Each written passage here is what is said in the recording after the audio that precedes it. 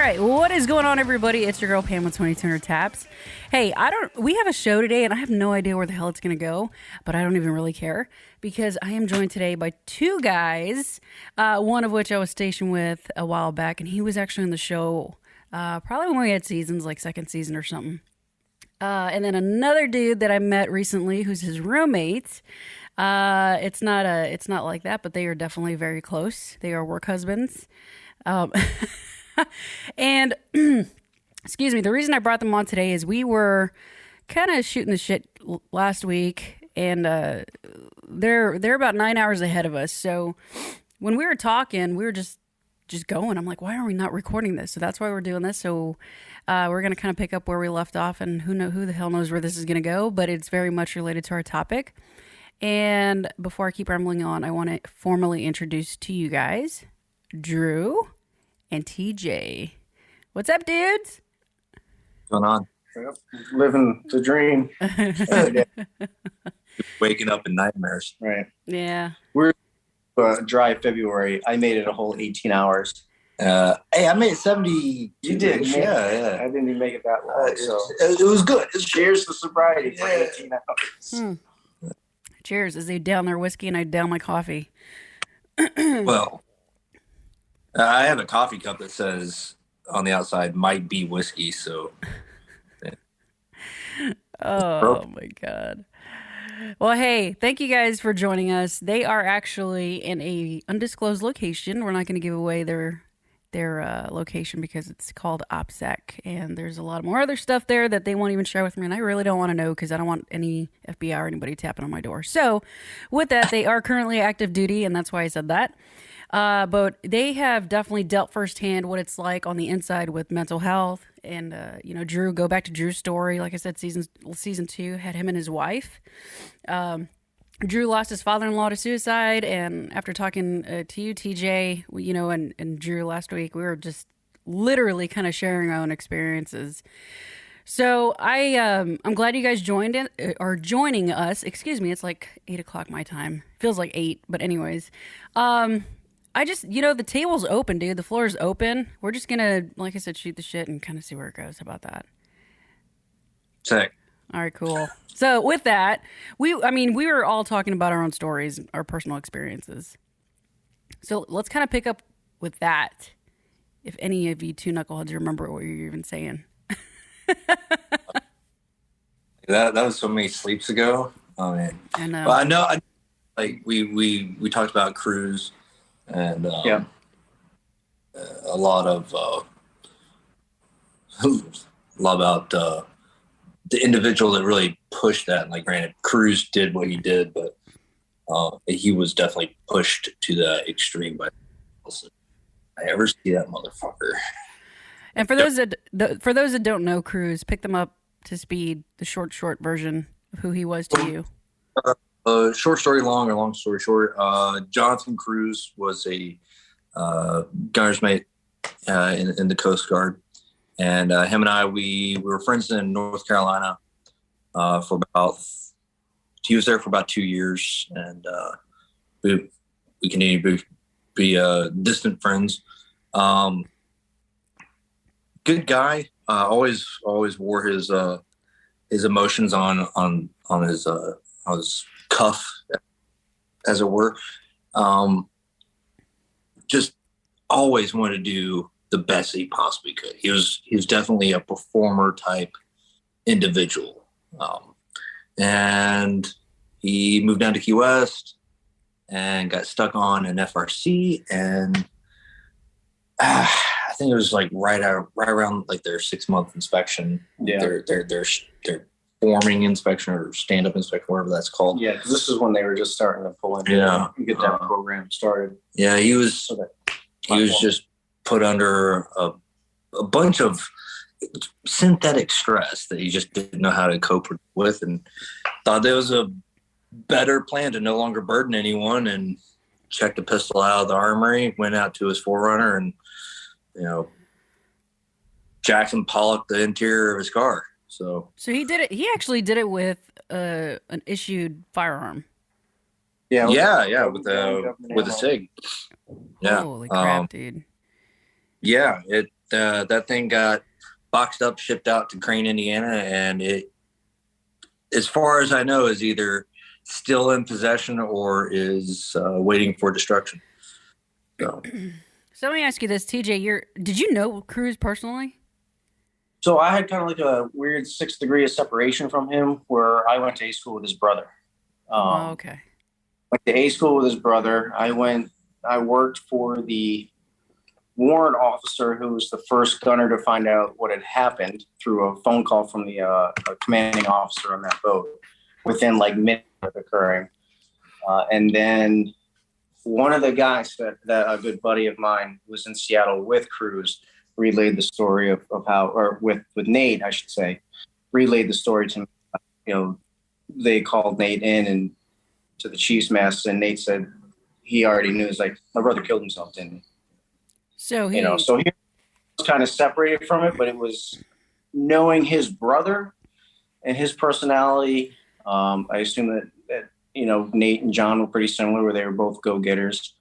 Nate's still in. I almost met him when I was stationed at the academy. He was going through OCS, so he went to the dark side. But wow. He followed a member of ours that I know, his footsteps. So it was hard on me, even though I didn't know John directly. I knew how it affected his brother. Indirectly. I hadn't talked in 8 years, but that's got to be hard to lose a brother like that. So that was a tough month. There was a string for the gunner's mate world where we lost a lot of significant people, either to accidents or suicides. There was like 4 or 5 in that 1 month. We had one. So the motorcycle wreck was somebody who I knew directly. In fact, I still have his silver dollar. 2 suicides. There was Cruiser, and then shortly after or shortly before, there was the gunner. Yeah. Gunner. Yeah. And then, yeah. It's crazy. So let me ask y'all this, because both of y'all, both of y'all are in what we would consider a supervisor role. And you guys have subordinates, you guys have people, but here's the flip side, right? You guys were in a role back then where you had an opportunity to talk to, whether it was CISM or somebody or what have you, right? Depending how directly you were involved with Cruz's death, right? Did you feel safe, or did you even consider seeking some kind of help when this shit was going on, whether it was with him or somebody else that you may have known? Or, you know what I'm saying? Like, did you feel like safe enough to do that? Did you feel safe to go to your supervisors? And if so, or if not, now that you're supervisors, how are you showing up for your subordinates? Does that make sense? Yeah, no, I get you.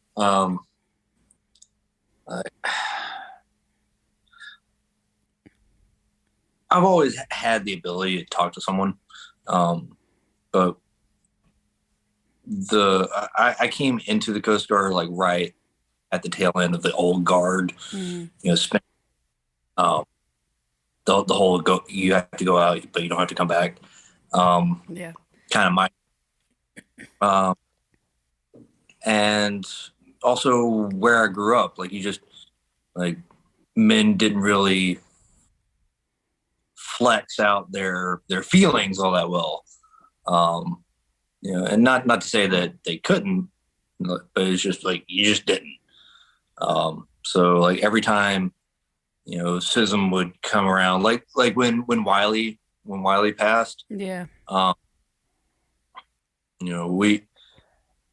We had all the support there if we wanted to talk. Mm-hmm. If anything, I wanted to talk to a bottle of whiskey and go handle it my own damn way. There's no like, oh, do you want to talk it out? It'll just feel better if you get it off your chest. Like, no, because if I talk, just keep revisiting it, kind of like pick ab. Like if you keep picking at it, it's never going to heal. But like the older I get, too, though, on the other side of that coin, the older I get, the more I'm like, it is kind of cathartic to get shit out. I think commands always want to try and do. and cover their ass and like, hey, we're making this available to you. But they do it like right after the incident. Like, I don't want to fucking talk right then. Mm-hmm. I want to talk like 6 months to a year and a half, 2 years after the fact. That way I can process everything and, you know, maybe get my feces consolidated. So the Coast Guard does have like probably the right programs in place, but they just kind of ram them down your fucking throat. They do, or it's lip service and that's it. Oh yeah. You know, and that's pretty much where it ends. Cover their ass. Right. You know? It's just that, hey, it's a check in the box. It's to make something green on a spreadsheet. Did you call the chaps and have him come down to talk to the crew? Like, so sure I'm glad. Ooh, the way you put that, TJ, that's like probably one of the best ways I've heard somebody sum it up. It's lip service, and that's about it. To cover their ass. Now, where my perspective of the employee assistance program comes from personal experiences, I've been in it pretty much on the regular. Every couple of years, something usually comes up since 2010, whether that's divorce 1 or divorce 2, whatever number that you're up to. You know, whatever notches you have in your belt, some of us more. Or where, unfortunately or fortunately, because everybody that I know has survived, where I've intervened in 3 different suicides throughout my career already. My first year of being a first class, I had to participate in retrieving a firearm from my direct subordinate. You know, so it's definitely something that I'm very intimately familiar with. That one was a little more difficult because I knew him very well. We hung out together. He helped me. That was going on at the time, and that was kind of we got through it, and I made sure to point him in the right directions. That, you know, where I had a little bit of guidance, able to give him a lot more guidance than even I had. You know, when I was a GM3, GM2, going through crisis. So I know 2 out of 3 of the people that I intervened with, they are still serving and are still in a very productive life and will probably continue to. So it's not. No, I'm not going to say that they'll never attempt again. Something else kind of push them over the edge, but at least I know for the time being, they were perfectly fine. And the first person that I intervened with, they got out of the military, and as far as I know, are still living a very productive life. So suicide is easy for me to joke about. You know, my favorite joke is, you know, you want to go paint the ceilings like Michelangelo or Kurt Cobain? That's my go-to one. But, you know, it has been something that I've dealt with, and I do take it serious when someone says, hey, this is what I'm thinking about doing. Where if the signs are there, some will perk up and like, oh, this isn't a joke. This is serious. They need some help. So it sounds like between you two and actually all 3 of us, it's more than just lip service. Drew, I think about your story. TJ, I think about what you've shared with us already. And I'm just like, fuck, dude. Like, this is how we can give back through our own traumas, right? And our own pains. It's like, dude, I've been there. I get it. I know you're hurting. It doesn't have to end up that way, right? But it doesn't mean, and this is what we were talking about last week. Light bulb. It doesn't mean it ever goes away for us. And we have our own things. And you guys, you can take us as far as you want on how you want to share this because, hey, this is a worldwide podcast. Who's going to hear it, right? But if you feel safe enough to share whatever, we're here, you know? And I know for me personally, if I hit those dark spots again, it's just like, dude, I'd rather not be here. You know? I'm not going to sugarcoat it. Like, it never freaking goes away. Ever. Yeah. Yeah. It, especially like being over here, 9 hours away. Right. You know, my wife and kids are literally like my grounding point. They're the ones that I like keep coming back to. I don't want to upset. And, you know, I do have like my dark moments of like, man, let's just hit that permanent checkout button, And yeah, I always think about like, well, shit, do I want to do to my daughter what my father-in-law did to my wife? Do I want to do something extreme to my wife who already lost her father to suicide, who'd been exposed and been around suicide? Do I want to do that to her? I mean, how bad is that going to jack her up? And something that I told my wife a few years ago was I lived my life for ghosts. What I mean by that is like looking back at my grandfather and my grandmother and all these people that had passed away in my life that really meant a lot to me. Just thinking about like, would they be proud of me? Like, am I doing the right thing? Like, just trying to like live for ghosts. And finally, I got to a point of wanting to live for myself. And now I want to live for my kids. So yeah, I don't want to screw my kids up because I'm dealing with a temporary situation and take a permanent solution to it. And oddly enough, and it's a complete rip-off line of Lethal Weapon, but like, why I don't do it, man? The job, the fucking job. I'm like, yeah. I thought maybe I'm getting too old for this shit. I am getting. I thought that was gonna be it. Yeah, no, like Mel Gibson tells Danny Glover, like, the reason why I don't put bullets in my head is because of the job. The fucking job, man. Like, that's kind of like I do it for the job. I mean, I also do it for my kids and my wife. But like, what would by me just peeling my muffin cap back, what would that do to like some like GM3, GM2? Like, oh fuck, like you just couldn't handle the stress. Right. Am I going to be able to do it? Or maybe they'll have like a complete and total opposite reaction, like pussy. Which is happening. Yeah. I hated that guy anyways. Like I don't know. But it's funny you say that though, real quick, because a couple of days ago was the 2-year anniversary of a death. One of my mentors who survived his first suicide attempt got back in the ring. He like fought his ass off for literally thousands of people, helped me take it off the table. He ended up committing suicide 2 years ago. And let me tell you, when your mentor or supervisor in this role, right?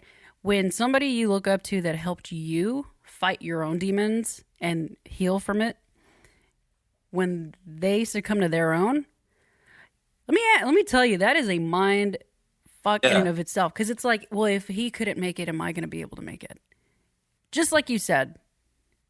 And it's so crazy, dude. It's so like the human mind is freaking crazy. But with that, TJ, let me ask you, do you have any kids by chance? No, not Thank that. Christ. Not that I know. Reproduce, right? No. So let me ask. Yeah, okay. I can do it later. Oh, yeah. Do you want a decent run or? Well, yeah. Oh, they're topping off their booze. Oh, yeah. That means these questions need to get a little bit more spicier. No, while he's getting you your drink, Drew was talking about how he's chose to fight for himself and live for himself, and now he's living for his kids and his wife. There's some listeners that are like, well, I'm not married. I don't have a spouse. I don't have kids. So what do I do? So can I lean on you for that one? It would be easy for me to be like, fucking, I have had 2 completely failed marriages, I laugh. I'm like, Drew has like 3 times as much time being married to one person as I did if you added up combined all of my marriages. So then what do you look? It's family, mom, dad, there's brothers, everybody. up and down the chain. Like, I'm the only active duty person in the family right now. It probably will be until the next generation comes about. So there's that kind of like pride kind of thing for the family. There is the future because the fuck did you just put in your cup? Time out. What did you just put in your glass? You, Drew. Bourbon, and I got straight Di Serono because I'm classy like that. Drew topped. Oh my God. You guys need to get on YouTube to see what the hell he just put in front of the camera. He topped. Oh my God. People usually put like a swig so they can sip. Drew, you might as well just brought the whole bottle, you dope. Well, I didn't want to get back up for another refill. I mean, I poured 4 fingers of booze. Sorry. Hold up. Your 4 fingers. Oh no, that's about 4 fingers. That's 3 fingers for you. Yeah. 2. Holy shit. Yeah. Is that your bad hand? No. Oh, there it is. Steady as a rock. Yeah, but this is one shoot with. No, that's fucking shoot. Oh my God. Sorry, I didn't mean to interrupt you, TJ. You were saying? That's okay. So for really, it's like family and family have to be blood related. It can be if you're in a service or some sort of an activity, a club, an organization like that, community, that can be your family. Yeah. There's been whether it's a community like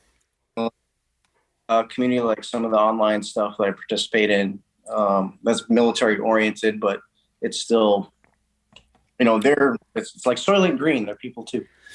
You just got to find a group. Even as an introvert myself, I have to find a group of people that's like, okay, I can't let them down. And then if let's go crazy and say I'm the only person alive on the planet, I would still find a way to live just because out of raw spite for Mother Nature. I'd be like, fuck you, I'm gonna live as long as I can. I think that is the thing that keeps me going more than anything else is just spite of like, no, I'm gonna see how far I can go. Like my great grandmother made it to 103, I'm gonna make it to 104. Highly unlikely being the male in the family. Dumb shit I do, but that's kind of the goal. I think we just found like the title of this video. What is it? Giving the middle finger. Giving what? Giving Mother Nature the middle finger. Hang on, I'm gonna write that. I like that. Giving Mother Nature the middle finger, dude. I like that. I'm not. I have no problem using pride as a means of just surviving. I mean, personal pride is such a great and also it can dangerous, get you in trouble. Dementing thing, yeah. It can get you in trouble. I'll admit that, my failed marriages, part of it was the pride because I wanted to be like everybody else in the family, get married young, have kids, have the whole thing, and have a military career and have a bunch of ambitions at the same time. And that's not possible, What active duty, man. Just being active duty alone and married is not for the faint of heart. For either side. Most of my grandparents, all my grandparents, my grandfathers, couple of uncles, they've all did 4 and out. I think at this point, if you added up all of their time served, I've served longer than all of them combined. So it's a cost. There's been a cost, and some of it has been that I put my work before anything else, just because I loved it so much, to the point where at this point, I enjoy what I do, but I'm burnt out on it. Not really, like burnt out to the point where it doesn't really stimulate me as much as it did 5-10 years ago. I am looking forward to it. Right. Yeah. And it's not the work that I don't like. It's all the other stuff that comes along with the job that they don't tell you about in the recruiting videos. Yeah. Or you go to the recruiting websites.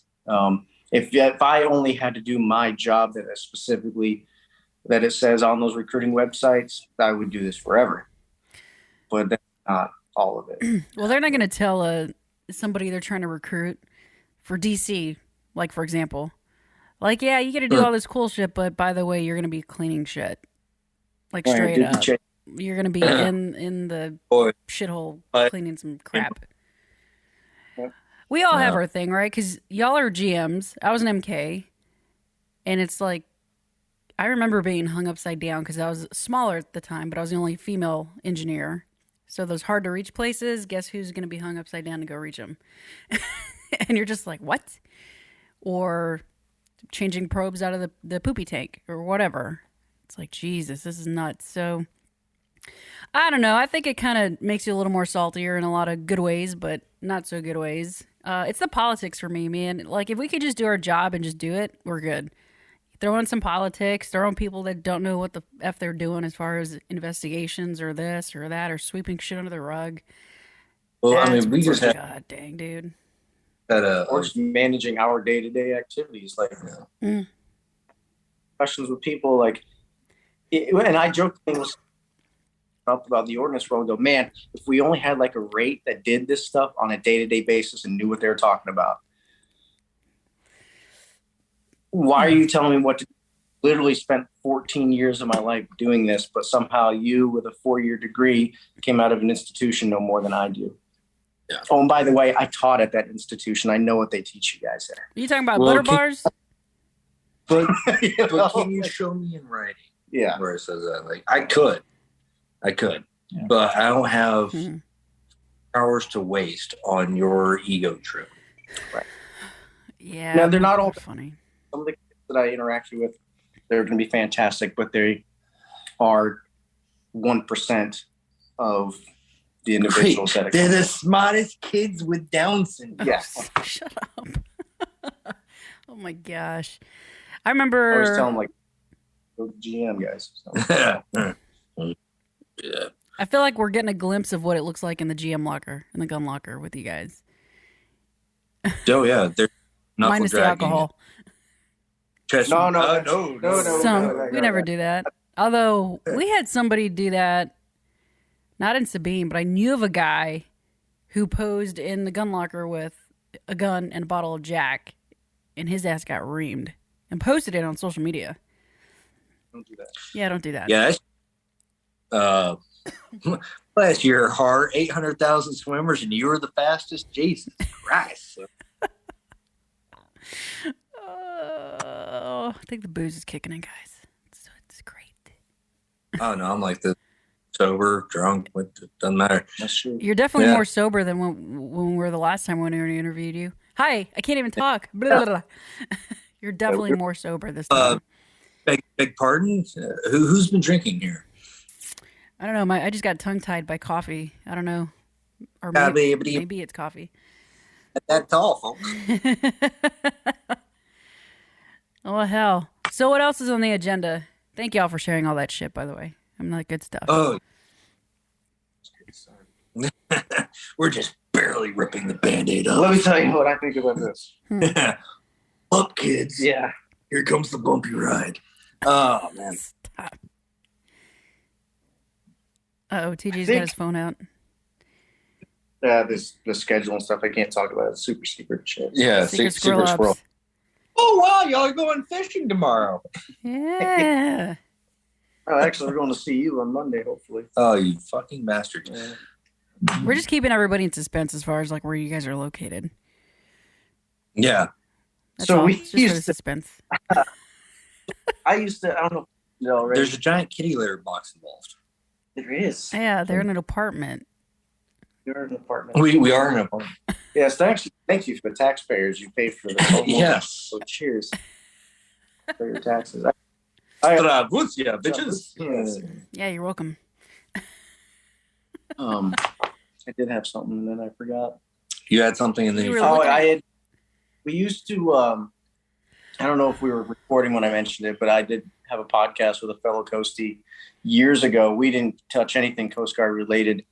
But we would call it, when we were doing operations, we'd call it going down range, kind of as a jab, like special teams we have in the Coast Guard. Yeah, we're down range right now. And we're in Port Angeles, Washington. Yeah.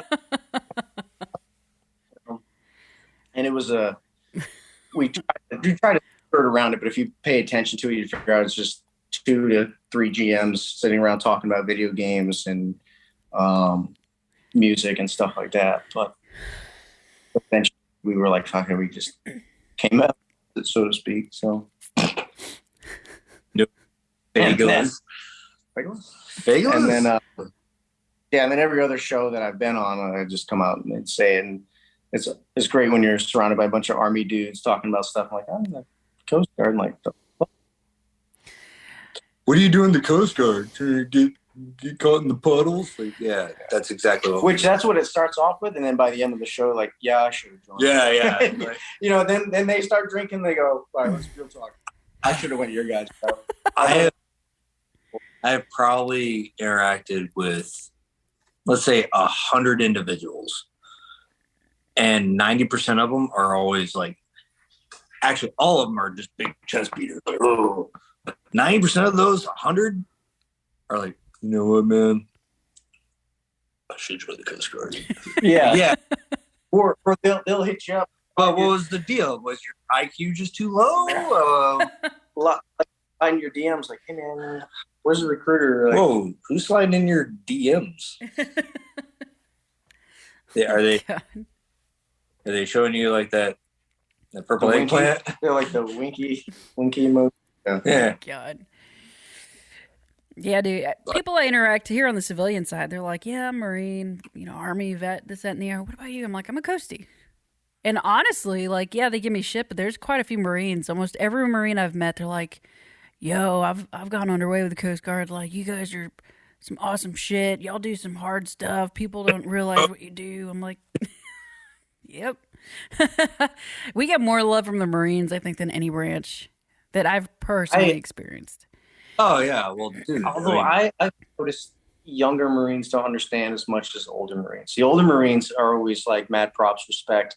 The younger Marines usually give you a hard time until the older Marine comes over and cleans the shit up. Yeah. I've that lately. Fucking pussy, couldn't serve a real branch. Like, actually. Yeah, and then here comes Staff Sergeant. The correct. Gun fuck you up, so I'll see y'all later. I had a Vietnam vet Marine. I don't know where I met him, but we were talking, and he's like, I was like, you know what pisses me off is when it's like people don't hate us because we're not combat oriented, right? The air quotes combat. He looked at me. He's like, you know what, kid? He's like, you might not be combating the enemy, but you're combating somebody else's enemy. I was like, for somebody that did a lot of SAR, I was like, yeah, who in their right mind wants to go out in 10 to 20 foot seas to go help somebody? Or hurricane force winds? Who wants to do that crap? World renowned as being Mother Nature, and she's a bitch. Yeah. If you think you're gonna beat Mother Nature, you're sorely mistaken. Hey, that falls into the giving Mother Nature the middle finger title that you threw at me. Hell yeah. I think you're onto something. Wow. Smart. I actually was fortunate enough to share a beer with a Coast Guard combat vet from Vietnam. No shit. I was out in Port Angeles, and they had the mobile Vietnam wall going around. We did the color guard event for them, and all the other members of the color guard team were like, we're going home. But I was like, I'm going to take this opportunity. And he became a YN eventually, but I think during the war, he was a fireman or a seaman or something. And he was on one of the 82s that went over Squadron 1. Oh, wow. He had stories of, I don't think he was there, but he was in theater for the Point Welcome event when the Air Force, mistook us and decided that we were a target. He was there for that. Kind of, seeing that perspective from an actual combat vet. I've been fortunate enough to handle some of the guns that we had captured from Vietnam, brought them back from Squadron 1. So that's usually a go-to. The team that I coached at the academy was the combat arms team. And I always brought up stories about Coast Guard going to war. And I always told the students, I says, we have been to war before. We will go to war again. And just always remember that in the back of your mind, that we need a small percentage of our force to do that mission. Whether it's shipboard or as much as we make fun of our LARPers, our professional LARPers, it's good to have that capability. will we be the first team to get called up? No, but it'd be nice to have that capability to go and do direct action. And we're really good experts at what we do. Yeah. The first time I was over, we were going up to the Northern Arabian Gulf and guarding Abot and Kayot. They're these 2 oil terminals off the coast of Iraq. And we're really good at running small boats and getting them up close and doing boardings. And we would sweep a tanker, like a big ass oil tanker, like Exxon Valdez size, stem to stern, top to bottom, in 2 hours. And we've looked at everything.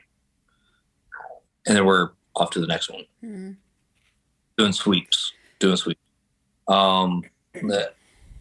We're so good at our small boat operation that we sent a team up to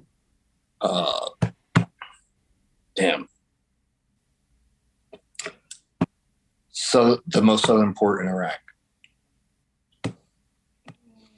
I'm gonna Google this because it's annoying me that you can't remember. God, I should remember. I was there, but the Coast Guard ended up training the 101st on how to drive small boats, like little 25-foot Boston whalers. And like, hey guys, don't fucking put a parachute on it; it won't fucking fly. All right, but we're so good at our craft. It's the reason why we deploy so far away, because we know how to do our job. We're always constantly doing our job. The Army's always training for their job. Marine Corps is always training for their job. Everyone's always like doing these, hey, we're going out in the field for a week. Why? Oh, just for training. Was it Qasar? Qasar. God damn it. Yes. You're welcome. Yeah. In, which was the coldest beer south of Baghdad. Yeah. So we're always doing our job. We're never just training. We're doing. It's every day. It's excuse me. Well, if you're deployed or not, if you're stateside, like every day you're doing the mission. You're not waiting for wartime. It's every freaking day. And were you with us, Drew? I don't know if we had this conversation. Were you with us? We were doing a offshore boarding in Sabine, and we got sucked up under the deep draft with 41. No, you told me about that. No. Yeah, that was fun. That was fun. That one sucked. Who was at Helmers? No, Stu was a qualified coxswain, and then we had a break-in coxswain making the approach to get the boarding team off. And it was a car. It was one of those car carrier ships. So it was very boxy, the hull. Oh yeah. And next thing I remember, I was leaning up on the. They're huge. Yeah, they're fucking huge. I was leaning up on the starboard 41, the rail and aft. It was a starboard handrail or whatever the hell it's called now. And I just remember looking up and looking up and looking up, and all of a sudden we're like almost under the belly of this thing. And I jumped in the pilot house, put my head in my hands. I'm like, we're done. Like, we're turning into sushi, man. I heard glass shatter. The guys are yelling. And Stu ended up getting us out of there, but we ended up breaking the VHF antenna in half. That was the glass. We busted some welds on the handrails. We pivoted off the damn... what the fuck is it called? The pilot house? I'm forgetting all the jargon now. It's been a while. But we pivoted because the rail went all the way up the pilot house, and we pivoted off of that to get out. And pilot ladder. The Acon ladder? Yeah. But either way, it just... I don't know how anybody... We didn't lose anybody overboard or hurt somebody, because that one sucked.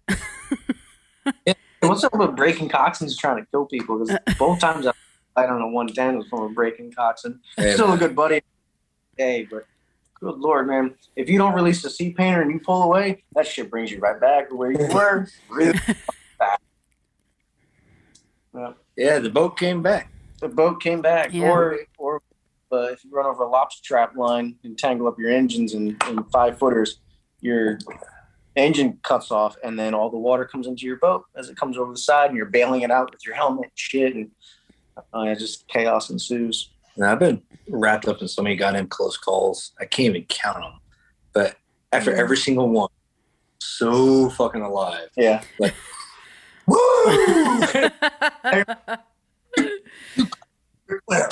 Woo! Like, just, like all that adrenaline pumping through you, and then you crash. And you're like, Yeah. oh, I feel like There you shit. go. I can't tell Mom about this. Yeah. Yeah, we had some good tell- ones. Yeah. Man, Freak out. she'll be madder than a T-Rex trying to turn off a fucking ceiling fan. T-Rex hates push-ups. Ups and hand grenades. Oh, shit. Well, I mean, we could wrap up or keep shooting the shit. As far as the podcast is concerned, I don't really care. I think we got a good bit of what it looks like on the inside. And here's the thing for my listeners: like, this isn't like, hey, this is a Coast Guard problem. This is a military problem across the board. You know, it's a first responder problem. It is a human problem. This is everyone of all walks of life and demographics. And man, you're not alone. And we keep saying that, and we keep saying it's okay to not be okay, but it's true. And do you guys watch? Excuse me.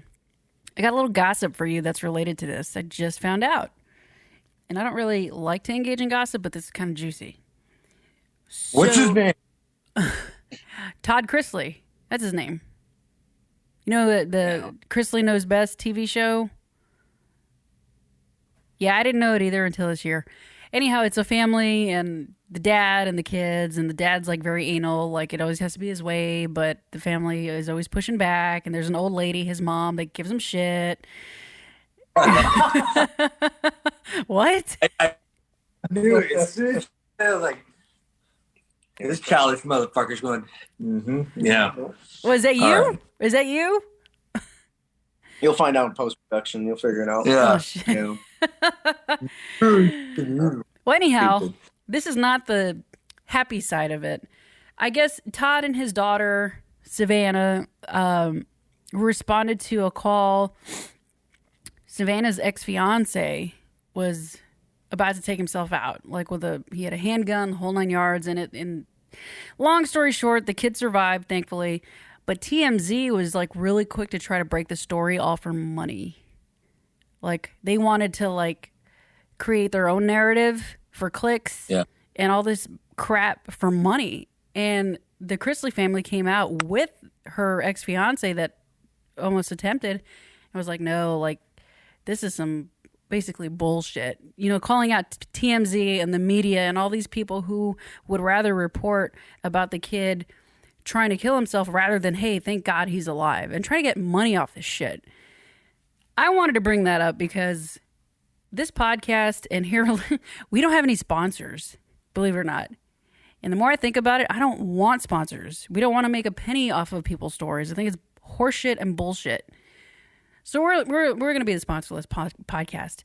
But with that, I just wanted to say, like, what are your thoughts around the media or just anybody that's willing to take your story or somebody's like hurt and just try to twist it for their gain? What are your thoughts on that? Well, I guess really depends on how important you are. I mean, everybody's important. Oh, yeah, everyone. But to what extent?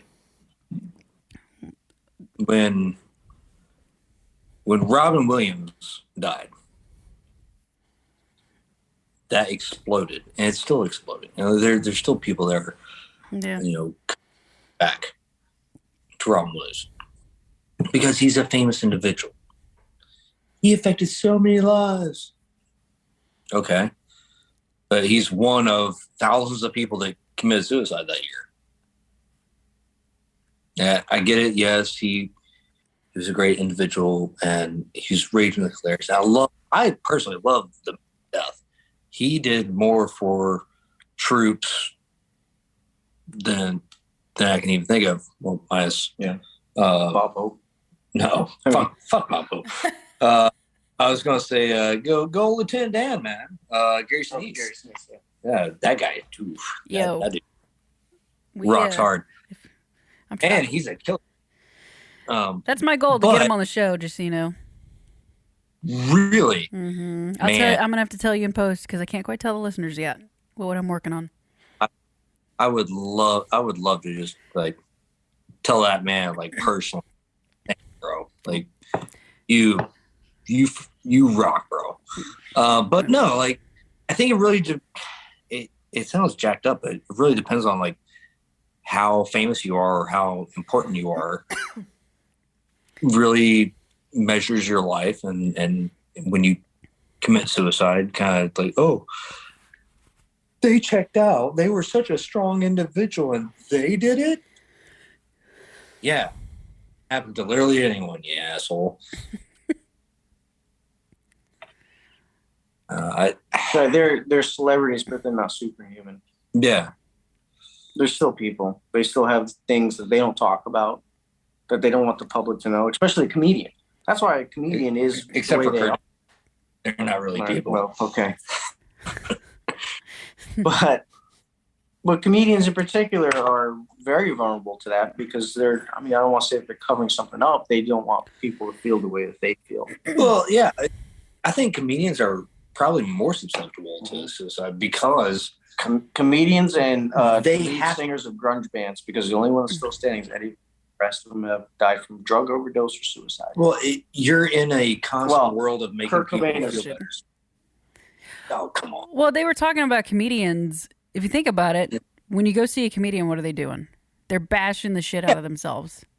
Well, but comedians are their gimmick or their job is to make you laugh, to give you enjoyment.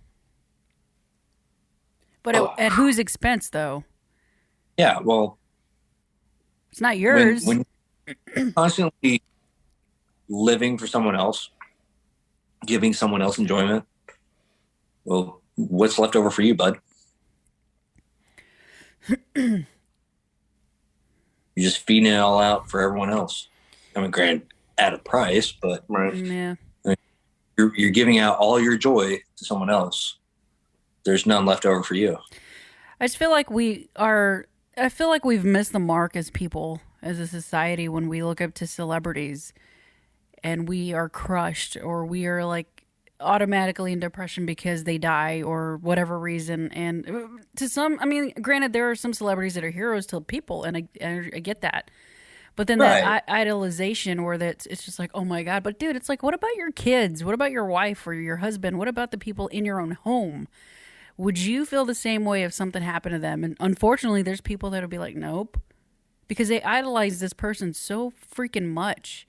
Like their world is over when they die, depending on how they die. Like Betty White or Bob Saget. I wonder how many freaking people have like considered taking themselves out because they've lost these idols. And I'm like, dude, we are so twisted. We are so just, and it's not them. It's the fact that no one's given them a safe place to just love themselves. I don't fucking know, dude. I'm on a freaking soapbox. I'm gonna get off real quick. I don't know. Well, that's like Chester Bennington. The left road for what they believe is he finally committed suicide because not a month or two earlier, Chris Cornell did, and they were very close. I don't really. The only celebrity, I'll admit it, the only celebrity that I was like, holy shit, really kind of affected me, because again, I was single at the time and everything, was Chris Cornell killing himself. You know, because I respect him as a musician. You know, because of him, he influenced a lot of the music scene that I enjoyed. Grunge scene, a lot of bands that I know, they were formed because of interactions with him. Whereas Bennington, I'm not a fan of Linkin Park, so I was like, big deal, but. It's true. People can go, if that person can do it, then so can I. Which kind of goes back to the whole, like, man, if they checked out, do I have a chance? Right. It's giving them permission to check out. It does. It kind of says, it's okay. You can do it too. That's scary. And it also gives them a roadmap, because then they can see how the ripple effect of that person, then they know, okay, so this is what's going to happen to my family, my friends, this is how they're going to feel. And then at that point, there's no more mystery. In your mind, it's like, oh, this is how it's going to play out. I have the playbook. They'll get over it eventually. I just wonder. I wonder if in a twisted way, like they see the family mourn and they really loved him. Like if they check themselves out, if then they think like, oh, then my family's gonna love me. Yeah. I want Now- there's just that really weird thing that our mind does, Dude, scary, Or man. I pray for the everybody right now. just the brain, the way in which it works, and how it. Oh, I thought you were talking about that shower trick you keep doing every Thursday. No. Oh, I don't want to know. Well, I mean, This is why. I mean, passes and all that. all right. Well, do you guys have any last words for our listeners, or any words of encouragement, or just anything you want to tell them? Don't do drugs. Stay in school. Or if you do drugs, Stop, stay in drop, and school. roll. Don't Stop, drink drop, and roll. drive, but Don't drink, drive. drink Do the and watermelon. drive fast. Yeah, I think so. If you Don't listen drink, to him, y'all. Don't listen to him. yeah, one of those. If you do drugs, do the good ones. Don't be a pussy. Yeah, weed's okay on the earth. It's all right. Oh my god. Yeah, drive. I just can't get pulled over. That's true. That's Just yeah. I'll tell you They're this. joking, kind of. Not really. What? I said they're joking, kind of. Not really. No, serious talk. Real talk. You're not weak.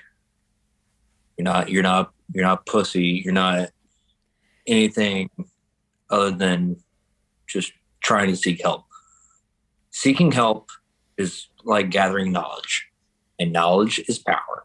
And bros and brolettes, you're not weak for saying, hey, I tap out. I can't do this on my own. I need some fucking help. Yeah. That's all it is. I just need some help. Not saying that someone else is going to take that burden from you. You're still going to have to put in the work. You're going to have to do it your damn self. But you can't do it completely on your own. Seek help. It's easy to do. It's not easy to accomplish. Like, there's numbers out there. Pick up the phone, pound them in, but actually being able to do those actions is very strong. So you're not weak by doing that. And I wish a lot of people in my life had the strength to cowboy up and do that. And for me, the advice that kind of like the last straw advice that I give to people is, even in the darkest moments, the worst pain emotionally that I've felt in my life, at least I was alive to experience the pain. If you experience the pain, you're still alive, then you're still in it. As soon as you check out and you no longer feel the pain, you can't come back. This is a one-time shot. So I take comfort, and it's counter to a lot of what people feel, but I take comfort in feeling the pain and experiencing it, whether it's emotional or physical, because at least I'm alive to experience it. Because I have friends, whether it's suicide, accidents. I have a good friend of mine who was a cop in San Marcos, Texas. He was a reservist. Coastie, who I interacted with at Deepwater Horizon, served a warrant on his day off and is no longer with us. And every day I remember, I think, at least I'm alive to feel the pain, because Ken can't anymore. He didn't have the choice. Dude, that's pretty sick. So that's just what I do. I go, at least I'm alive to feel the pain. I totally get behind that. Holy crap. I'd say that's giving Mother Nature. Crying? I am not Suck it crying. Really? I'm not crying. For those that are still with us listening to these knuckleheads, I am not crying. You'll know when I'm crying. And I will be more than happy to show you what that looks like. I was writing down Ken's name because I I'm in Texas, and I was like, Ken, San Marcos. Like, what are you talking about? So I wonder if we have mutual friends. Yes. Kenneth Copeland passed away in 2017, in November of 2017. Kenneth Copeland. Kenneth Copeland. He was a reserve. I know that name. I met him. He was a PS1 because they were still in existence. Was on the day off trying to get I think it was November. I think it was November, December of 2017. Was assisting with a domestic abuse warrant in San Marcos, and he was the first San Marcos police officer killed in the line of duty. And unfortunately, 2 years later, they had their second. Shortly after that, a younger officer. Ken was a man of, I think he had 5 kids and a wife. Like, yeah, hey. Dude couldn't pull out a fucking driveway. Dude, he was a man of God. He believed it. I only knew Ken for 2 months, but it was very apparent that his family was number one, and he would get it off his back for anybody. I know that name. I just saw his picture. I don't recognize him, but I know that name. And I don't know why or where I know it from. Asking about, I didn't know any of that. Wow. That's crazy. Yeah, my family's all like law enforcement. My brother-in-law is a state trooper out here in Texas, former Navy veteran, stepdad's retired chief of police. Like, it's just, god dang, dude. I'm gonna have to do some digging on him. I know that name from somewhere. I know the guy that but he was going to arrest, was going to trial, but I have not been able to find out any results of that trial, and I've contemplated contacting the department down there and using my credentials and saying, hey, I'm a law enforcement officer too, quote unquote, can I get the case file? You're fucking it should be a public record though. If anything's come of it, it should be public record. Yeah, it should. Although I do another podcast I've been a part of I come into it every once in a while. That guy's brother who runs that whole podcast is a EMT down there. So I kind of have a way of maybe leveraging that. Well, keep me posted on that. I'm curious. I'm very curious. But with that, I think we're going to sign off with our listeners. You guys hang out with me. And so thank y'all for being on and staying up late because I know it's getting late up there. Ish. Yeah. Is very late. Yeah. Was it like 10? Yeah. I got church tomorrow morning. So you better go get some sleep. Dude. Oh my God. Call the prayer like an hour. So actually, no. My God. All right. Well, let me sign off. So thank you guys again for being here. It was a blast. Yeah. It was a pleasure. Of course. Well, there you have it, guys. Shenanigans with Drew, TJ, and Pam. This was just a one-off show that we just wanted to get out there because a lot of our content is hard.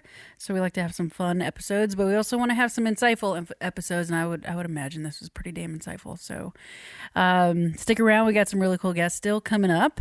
I'm working on some bigger guests. Stay tuned for that. And make sure you subscribe, hit the notification bell, all that crazy, fun, like logistical crap that you're supposed to do to help me get some numbers. So, all right, guys, I'll see you later and peace out.